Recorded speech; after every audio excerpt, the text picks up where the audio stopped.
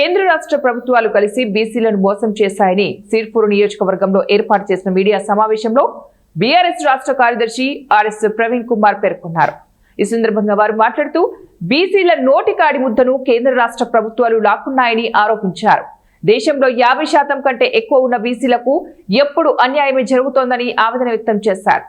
రాజకీయ ప్రయోజనాల కోసమే 42% రిజర్వేషన్ అని నమ్మించారని, తీరా నామినేషన్ వేసే సమయానికి కోర్టులో స్టే రావడం చూస్తుంటే ఇరు ప్రభుత్వాలు కలిసి ఆడిన రసవత్తరమైన నాటకంలాగే అనిపిస్తోందని అన్నారు.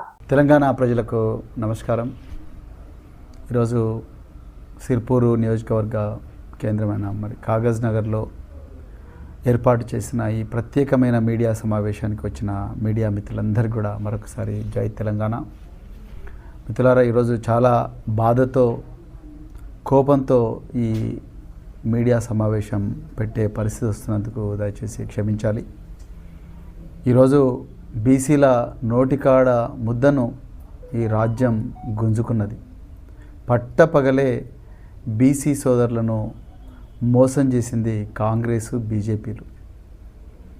నిజానికి స్వాతంత్రం వచ్చినప్పటి నుంచి ఇప్పటి వరకు కూడా ఈ దేశంలో దాదాపు 3,000 పైగా కులాలు, అదేవిధంగా మరి 50% కన్నా ఎక్కువగా ఉన్న బీసీలకు ఎప్పుడు కూడా న్యాయం జరగలేదు. ఆనాడు కాకా ఖలీల్కర్ కమిషన్ నుంచి అయినా, దాని తర్వాత వచ్చిన మండల్ కమిషన్ అయినా ఎక్కడ కూడా బీసీలకు న్యాయం జరగలేదు. 1992లో బీసీలకు మండల్ కమిషన్ ఆనాడున్న ప్రధానమంత్రి విపి సింగ్, శరద్ యాదవ్, మానిశ్రీ కాన్షీరామ్ గారు చేసిన పోరాటం వల్ల తల వంచి మండల్ కమిషన్కు అమలు చేస్తే కేవలం ఉద్యోగాల్లో, కేంద్ర ప్రభుత్వ ఉద్యోగాల్లోనే రిజర్వేషన్ ఇచ్చిండ్రు. అప్పటికి కూడా కోర్టు 50% అనే పరిమితి పెట్టి ఇచ్చింది ఇందిరా సాహ్ని కేసులో. ఈరోజు ఈ విషయాలన్నీ కూడా రేవంత్ రెడ్డికి తెలుసు, తెలంగాణ గవర్నర్ కూడా తెలుసు, కేంద్రంలో అధికారంలో ఉన్న బీజేపీకి తెలుసు.